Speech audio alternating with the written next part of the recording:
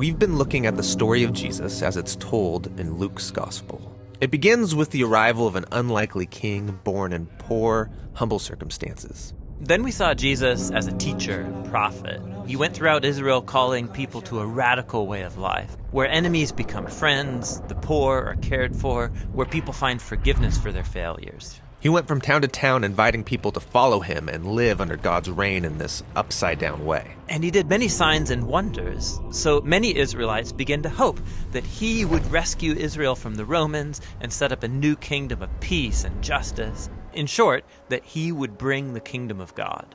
Now, the religious leaders of the day were also hoping for God's kingdom, but to them, the message of Jesus was a threat. Yeah, they had expected to gain power and prestige when this all went down. But Jesus said God's kingdom belongs to the poor, to the outsider, and that real power is serving others in love. This conflict intensified when Jesus, while in Jerusalem, disrupted the temple sacrifices and called Israel's leaders a gang of rebels. So they arrested Jesus, and they had him accused before the Roman authorities of being a rebel king. He was handed over for execution, even though he was innocent.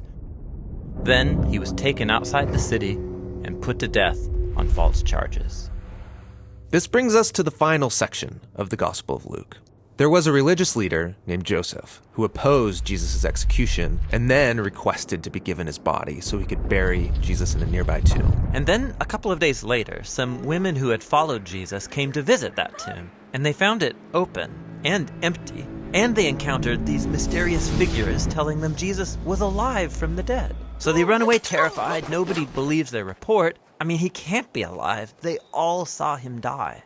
Now, just outside of Jerusalem, a pair of Jesus' followers were leaving the city, traveling on a road to a town called Emmaus, and they were sad and confused about everything that had happened. Then Jesus shows up, walking alongside them, but they don't know it's him. Yeah, that's weird. Why couldn't they recognize him? Yeah, it's an odd but really significant image for Luke. They're blind to Jesus for some reason. So Jesus asks them, "What are you guys talking about?" And they begin to tell him about Jesus, a powerful prophet who they expected would rescue Israel, but was instead executed.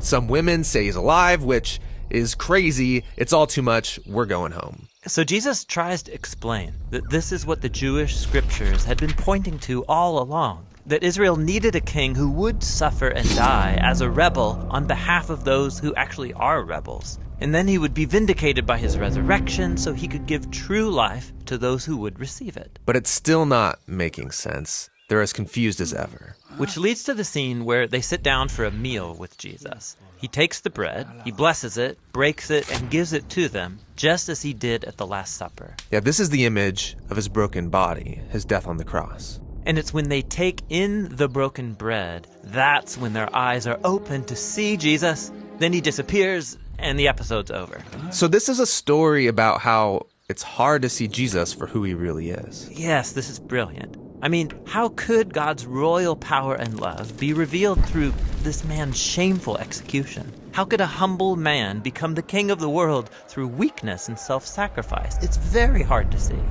But this is the message of the Gospel of Luke. It takes a transformation of your imagination to see it and embrace Jesus' upside-down kingdom. The Gospel of Luke ends with Jesus and all of his disciples together over another meal. And everyone's freaking out about his resurrected body. I mean, he's still a human, but way more. Yes, he's passed through death and come out the other side, a walking, talking piece of new creation. And then Jesus tells them that he's going to give them the same divine power that sustained him, so they can go out and share the good news of God's kingdom with other people. After this, Luke tells us that Jesus was taken up into heaven, which is a cool exit and all, but why disappear into the sky? So in the Old Testament, the skies are the place of God's throne. They're above everything. So this is Luke's way of showing that Jesus has been enthroned as the divine king of the whole world. His followers stay in Jerusalem, worshiping God and Jesus, waiting for this new power, and this is where the gospel ends. Now, Luke is going to write about how they receive this power and take the news out into the world, and that's what his second volume, the book of Acts, is all about.